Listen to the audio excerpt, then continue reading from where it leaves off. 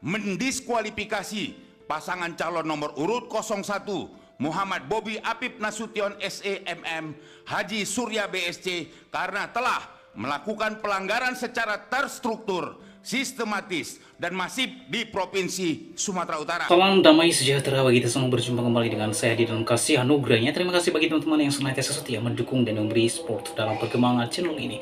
Kiranya saudara dan saya sehat-sehat selalu, amin. Pada kali ini kita akan menyaksikan Pilgub Sumatera Utara yaitu Bobi Nasution digugat di MK karena diduga beliau melakukan pelanggaran terstruktur, sistematis, dan masif. Pertanyaan kita, benarkah demikian? Yuk simak video ini sampai selesai supaya saudara dan saya tidak gagal paham. Ini dia videonya yang berikut ini.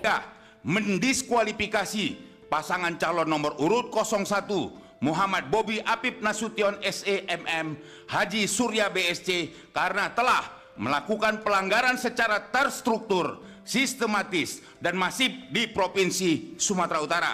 Para advokat, termasuk kolega kami advokat dari Sumatera Utara, dalam hal ini mewakili Bapak Edi atau mewakili pasangan calon gubernur dan wakil gubernur dalam pemilihan calon gubernur dan wakil gubernur di Provinsi Sumatera Utara, yaitu Bapak Edi Rahmayadi dan Hasan Basri Sagala, untuk selanjutnya disebut sebagai pemohon, mengajukan perselisihan terhadap KPU Provinsi Sumatera Utara. Majelis yang dimuliakan, Pilkada Gubernur Sumut ini unik dan ikonik karena salah satu calon gubernurnya adalah anak menantu mantan Presiden 7 Republik Indonesia.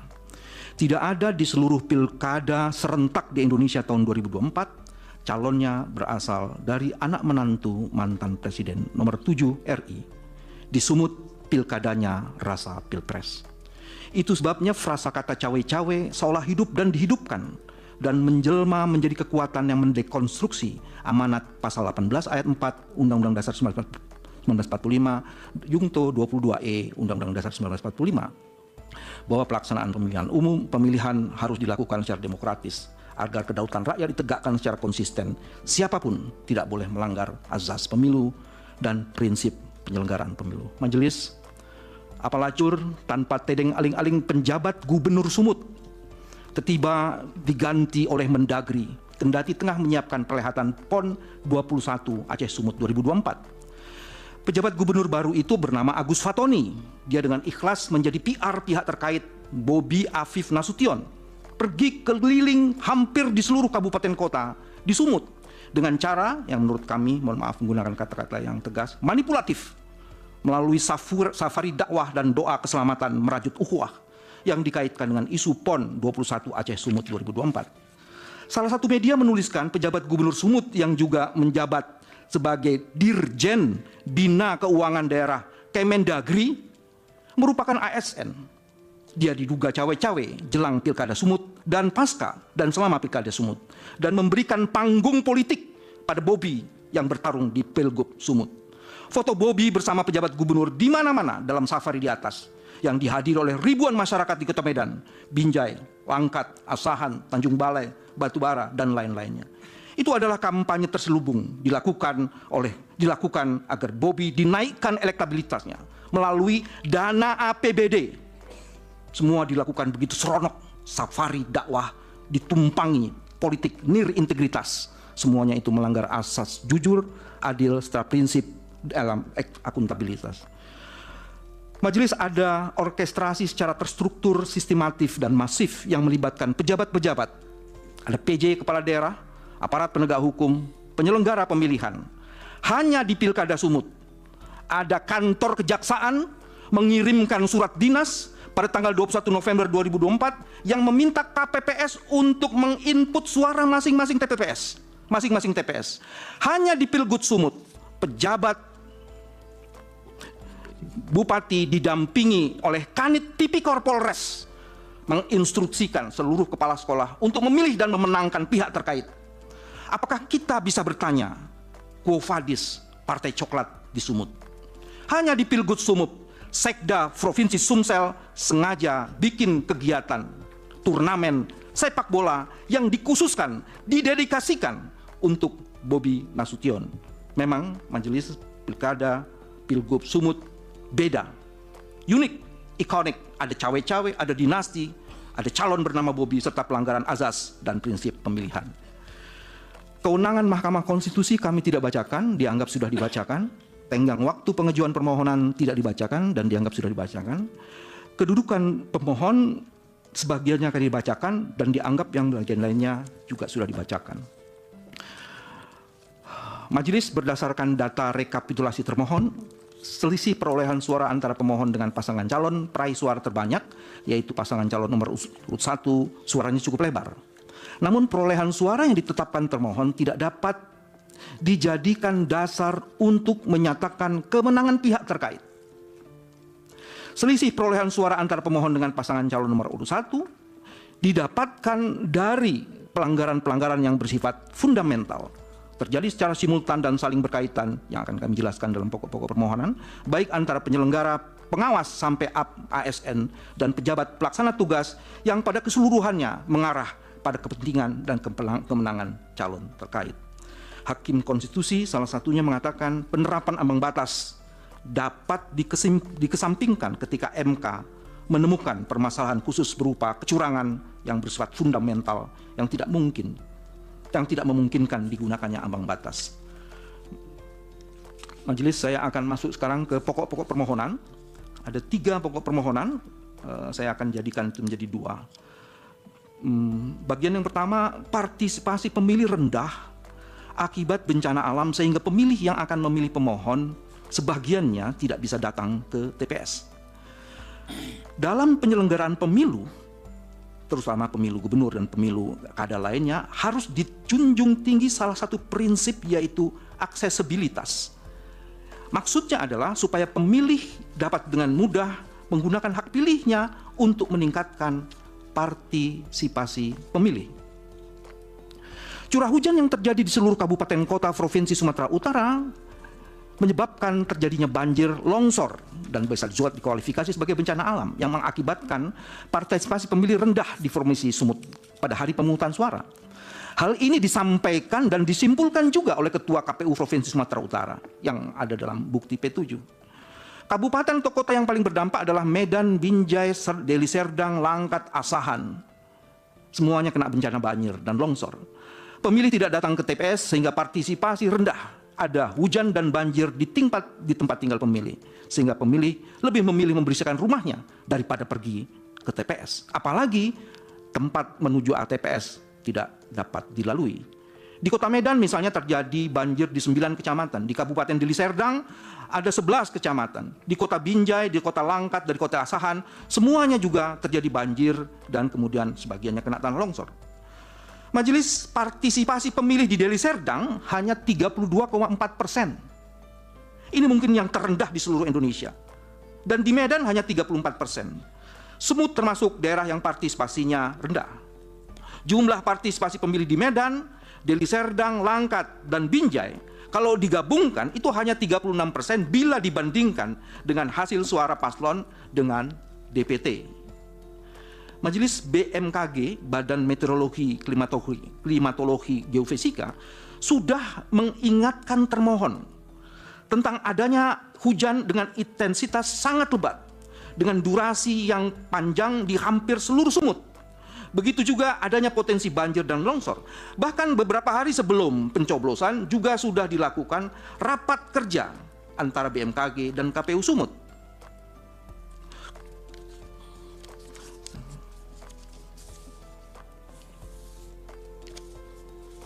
Majelis, upaya yang dilakukan termohon dalam pilkada dalam menghadapi situasi bencana masih sangat minim.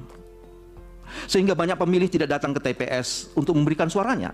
Bahkan setelah dilaksanakan pemungutan suara susulan dan pemungutan suara lanjutan di beberapa tempat, khususnya di Medan, masih tidak dapat mendongkrak partisipasi pemilih untuk hadir di TPS. Seharusnya KPU lebih cerdas dalam melaksanakan PSS dan PSL. Mengapa tidak memberlakukan seperti misalnya TPS keliling bagi masyarakat yang tak dapat dijangkau oleh TPS? Pada hari Rabu tanggal 27 November, hujan deras dimulai dari dini hari sampai esok harinya yang mengakibatkan akses jalan menuju TPS banjir sehingga sulit untuk hadir Oleh karena itu, sudah sangat pantas pemungutan suara pada tanggal 27 November tidak dapat dilaksanakan sampai bencana alam banjir benar-benar dapat diatasi. Pendeknya, hujan deras, banjir, longsor, dan bencana alam tidak cukup diantisipasi sehingga terjadi pelanggaran atas prinsip aksesibel bagi pemilih yang merupakan salah satu prinsip penyelenggaraan pemilu sesuai pasal 2 Peraturan KPU nomor 8 tahun 2024. Bila hasil survei pemohon dikaitkan dengan wilayah yang terkena musibah banjir, longsor karena hujan deras, maka pemohon dirugikan oleh termohon atas tindakannya melanggar prinsip aksesibilitas dalam penyelenggaraan pemilihan. Saya masuk di poin kedua dan ini pokok pikiran yang terakhir, hal yang terakhir. Majelis, soal politik uang kami rumuskan di halaman 19 sampai 21, ada bukti P57 sampai P69 dan itu tidak kami bacakan majelis. Kami mencoba merumuskan kecurangan yang bersifat fundamental ini, ada trilogi kecurangan yang bersifat fundamental yang dilakukan pejabat, termasuk PJ Bupati, Wali Kota, hingga Camat, Kades, Lurah, serta perangkatnya. Yang kedua, ada jajaran termohon sebagai penyelenggara pemilihan yang melanggar azas pemilihan dan prinsip penyelenggaraan pemilihan, serta ada keterlibatan aparat penegak hukum.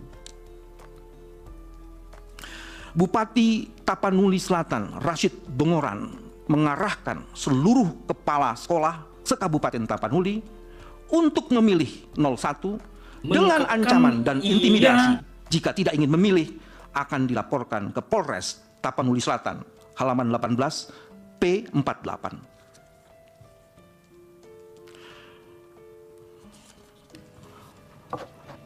Ada pejabat gubernur yang juga dirjen ASN dari Dirjen Bina Keuangan Daerah dari Kemendagri. Pak Agus Fatoni sebagai pejabat gubernur Sumatera Utara terlihat aktif sekali sebagai pejabat gubernur untuk membawa dan melibatkan Wali Kota Medan, Muhammad Bobi Afif Nasution, yang kemudian menjadi calon gubernur nomor urut 1 keliling daerah di hampir seluruh kabupaten kota di Medan. Hal ini dapat dinilai sebagai langkah strategik dari gubernur dalam memperkenalkan Bobi Afif Nasution ke masyarakat luas di Sumatera Utara. Cilakanya dia menggunakan dana dari Pemda. Andai kata benar pejabat gubernur membawa Bobi yang kemudian menjadi calon ikut mendoakan agar PON 21 berjalan lancar karena salah satu venue-nya ada di kota Medan. Tapi dia melakukan tindakan diskriminatif karena ada venue pelaksanaan PON bukan hanya di Medan, ada di Serdang Bedagai, ada di Samosir, dan lebih banyak venue PON yang berada di Deli Serdang. Sementara itu tindakan pejabat gubernur menunjukkan adanya gerakan yang terstruktur dalam memenangkan calon gubernur dan wakil gubernur calon nomor urut 1. Majelis, foto Muhammad Bobi Nasution pada setiap baliho kegiatan jelas sama sekali tidak ada hubungan dengan rangkaian acara tersebut. Yang kedua yang cukup menarik adalah apa yang dilakukan oleh Sekda Provinsi Sumatera Utara. Sekda tiba membuat satu turnamen sepak bola korpri antar pemerintah daerah. Apa yang diperbutkan? Yang diperbutkan adalah Piala Bobi Nasution. Dalam pembukaan acara tersebut, pernyataan dari Sekda dinilai menyampaikan pesan politik secara terselubung untuk kepentingan kemenangan dari pihak terkait. Itu ada di halaman 25 majelis dan ada buktinya di P72. Saya akan lanjutkan. Bisa dipersingkat, Bapak? Baik, majelis. Ada beberapa hal yang menarik majelis, saya akan cepat saja. 27 November, di Kecamatan Sayur Matinggi, Kabupaten Tapanuli Selatan, itu beredar sebuah video pengakuan kepala desa sekecamatan Sayur Matinggi bersama-sama mendeklarasikan dukungan untuk memenangkan calon nomor urut 1. Kemudian pejabat bupati di Kabupaten Tapanuli Selatan juga seperti itu, menginstruksikan seluruh kepala sekolah. Selanjutnya adalah itu yang tadi disebutkan, ada keterlibatan Kanit Tipiter Polres Tapanuli Selatan. Baik, saya lanjutkan secara cepat. Majelis, ada pelibatan penyelenggara pemilihan dan pengawas pemilihan di sejumlah kota yang mendukung dan memenangkan paslon nomor 01 Muhammad Bobi Afif. Itu nanti ada di P74 ya. Di situ ada bukti di halaman 26, sebuah video berdurasi 34 detik seorang pemilih memasukkan beberapa lembar surat ke kotak suara. ada keberadaan kepala lingkungan yang berada di TPS dan juga petugas KPPS. Itu ada di bukti 74, begitupun di bukti 75 ada satu lipatan suara yang dihitung ternyata berisi 5 lembar suara, itu P75.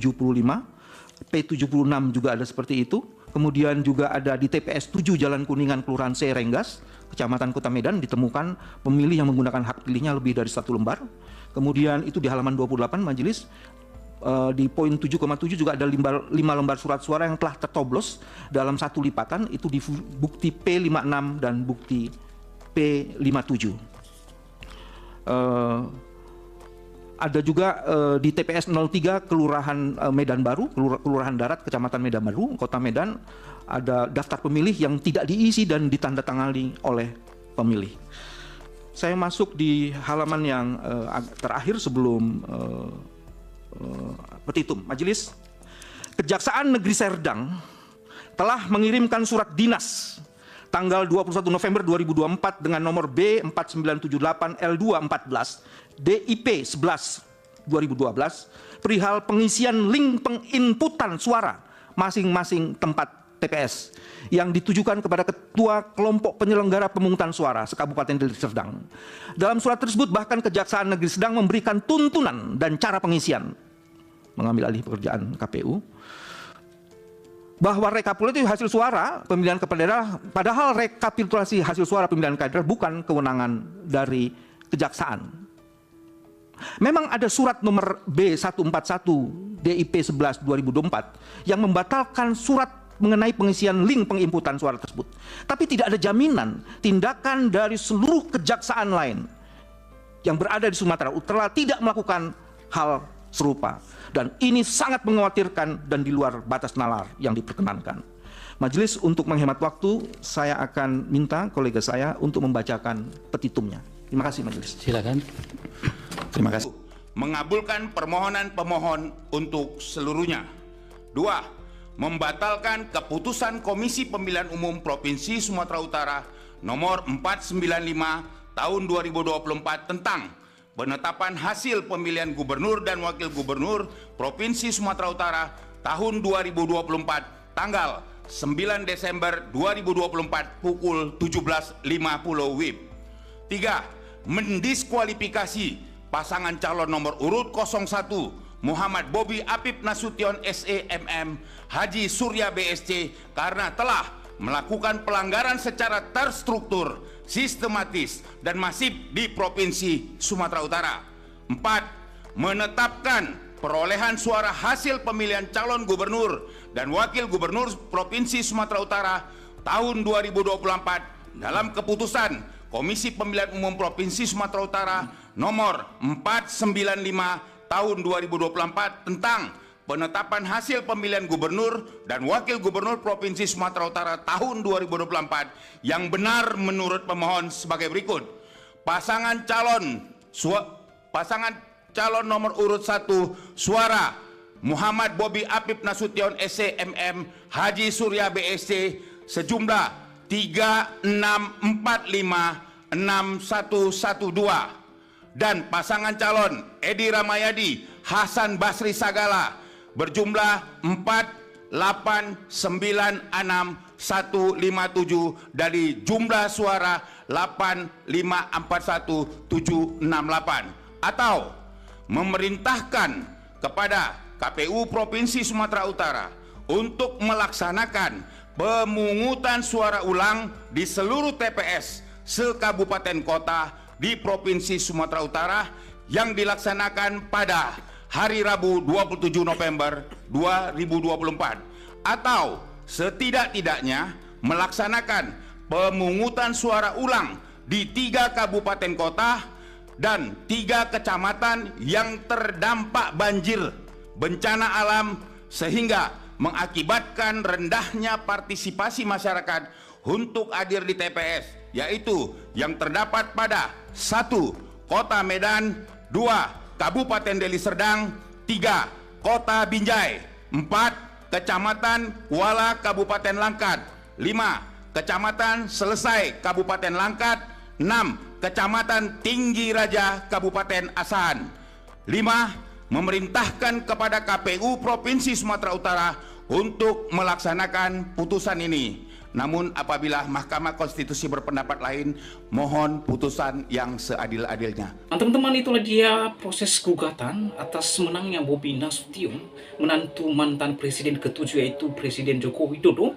Dalam gugatan si pemohon, ia mengungkapkan bahwa Pilkada Sumatera Utara unik dan ikon karena salah satu calon gubernurnya adalah anak menantu mantan Presiden ke-7 yaitu Presiden Joko Widodo.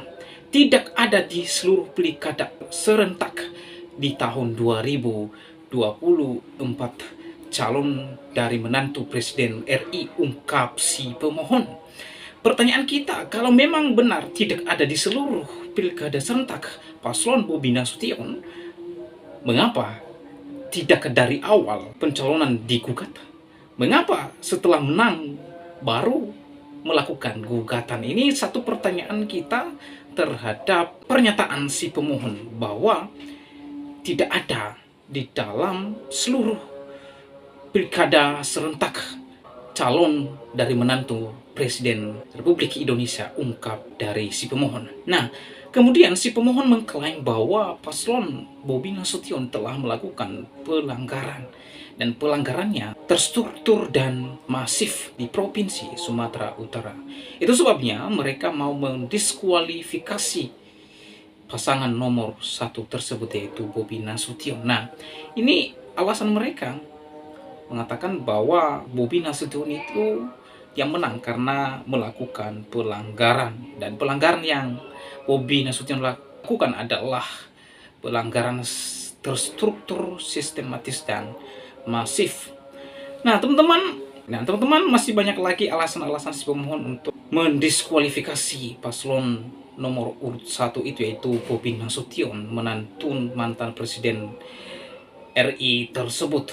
Nah, saya tidak menjelaskannya kembali lebih mendetail. Silakan tonton video ini sampai selesai supaya saudara dan saya memahami apa isi dan konten video ini. Oleh sebab itu saya berharap kepada teman-teman semua, silakan menonton dari awal sampai terakhir supaya saudara dan saya tidak salah atau gagal paham untuk memahaminya. Itu sebabnya saya berharap budayakan untuk menyimak informasi secara lengkap, yaitu dengan menyaksikan dari awal sampai terakhir.